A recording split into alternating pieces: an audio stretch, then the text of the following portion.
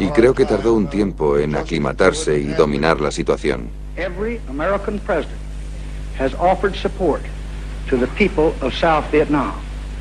We have helped to build and we have helped to defend.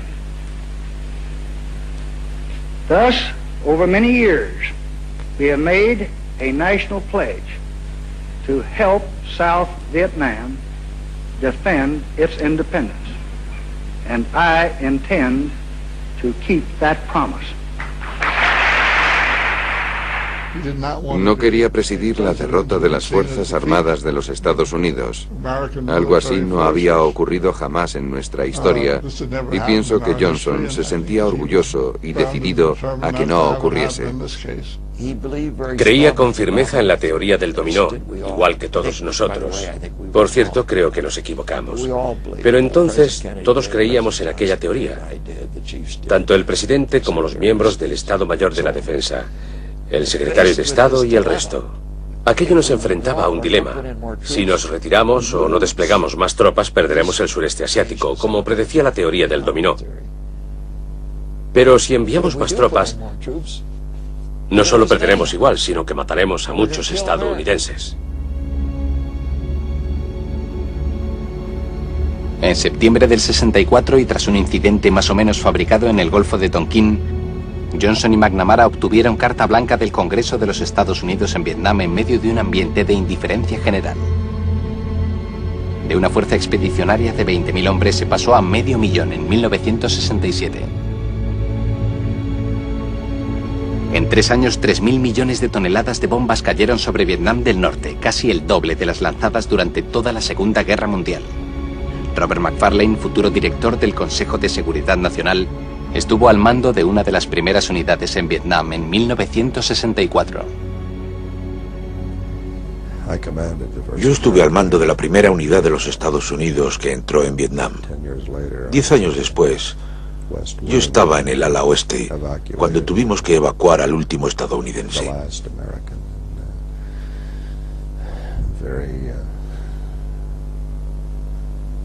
Para mí aquello fue un episodio muy angustioso. Y además no estoy de acuerdo con McNamara.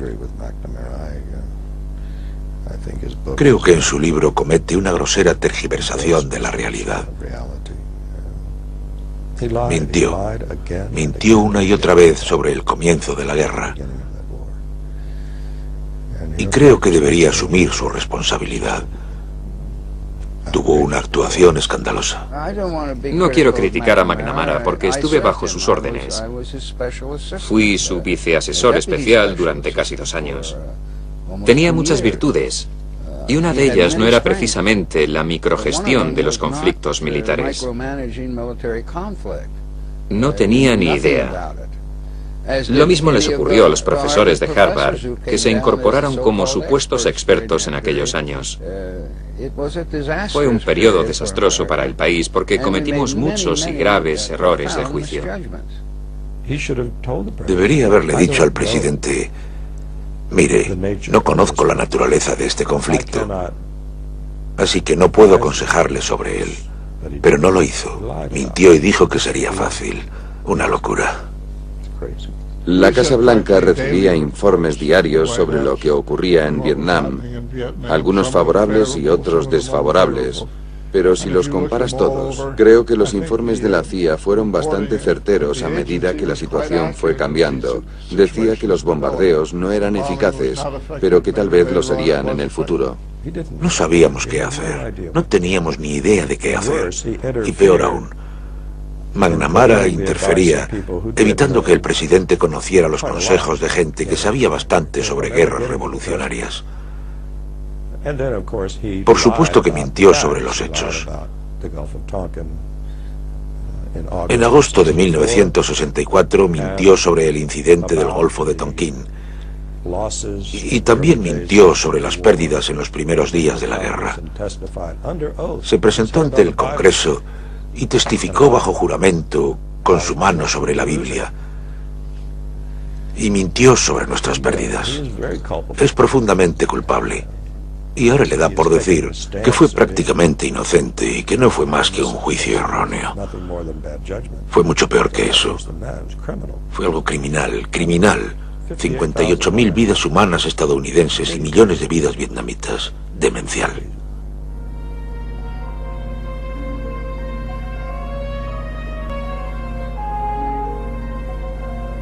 A medida que la guerra de Vietnam se intensificaba, Johnson fue asumiendo la jefatura completa de las operaciones militares. Cada mañana decidía personalmente la estrategia de las acciones sobre el terreno y señalaba los blancos de los ataques aéreos. El coste de la guerra ascendió a $35.000 millones, casi un tercio del presupuesto de los Estados Unidos.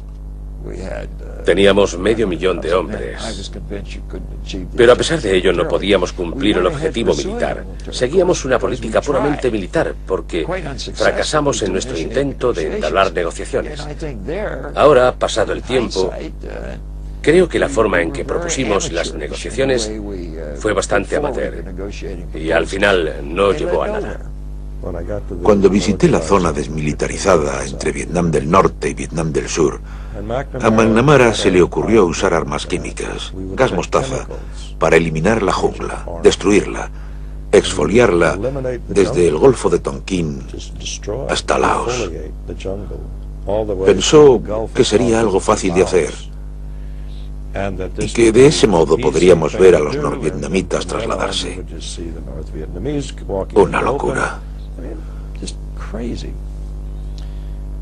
Todo el mundo le dijo que aquello era demencial y que no funcionaría.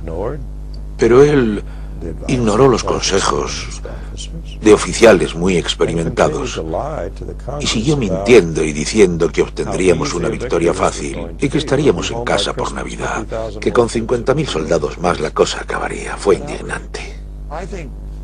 Creo que Johnson se equivocó sobre Vietnam. Ambos nos equivocamos. Vietnam fue un error grave. Cada uno de nosotros cometió errores. Ambos juzgamos mal los motivos y las capacidades del otro.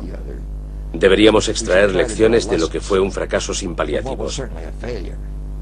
Es obvio que los Estados Unidos no cumplimos nuestro objetivo en Vietnam. Fracasamos. Si lo hubiese reconocido y hubiese dicho, lo siento, no lo entiendo y voy a dimitir, su futuro habría acabado. Pero su cobardía moral, su debilidad, sus defectos de carácter...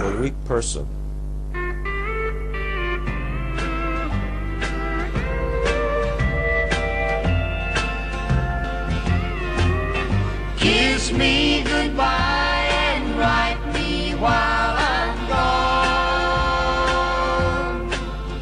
Goodbye, my sweetheart, hello, Vietnam. Casi cada día delante de la Casa Blanca o el Pentágono se producía una manifestación contra la guerra.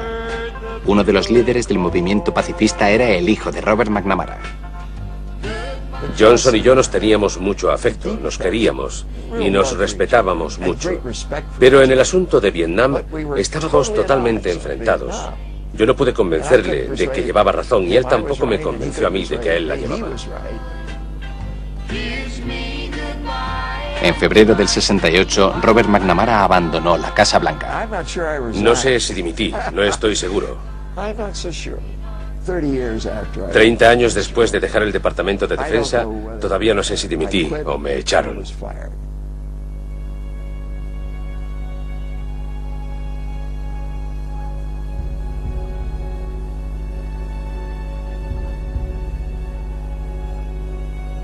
Johnson estaba totalmente aislado y ajeno a la realidad. Ya no se fiaba de nadie y pasaba los días escuchando grabaciones de audio enviadas por su yerno, la única persona en quien confiaba, que describían la dramática situación sobre el terreno.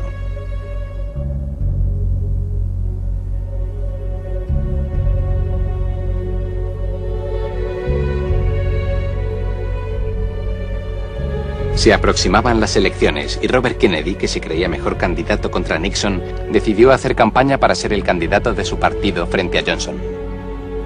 Johnson pensó que Bobby era demasiado ambicioso y tenía razones para pensar que Bobby Kennedy quería convertirse en presidente. se convirtió en uno de los principales oponentes a la guerra de Vietnam. Esa fue la razón principal de que se enfrentase al presidente Johnson por la nominación en 1968. Creo que su campaña le habría llevado a la presidencia, aunque trágicamente fue asesinado a tiros.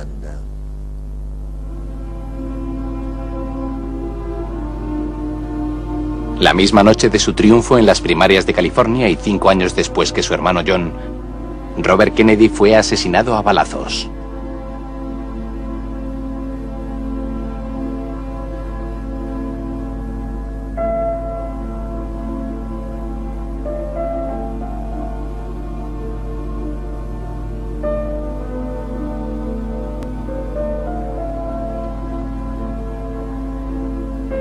El 31 de marzo de 1968, Lyndon B. Johnson anunció su decisión de detener los bombardeos sobre Vietnam del Norte. También anunció que no se presentaría a la reelección.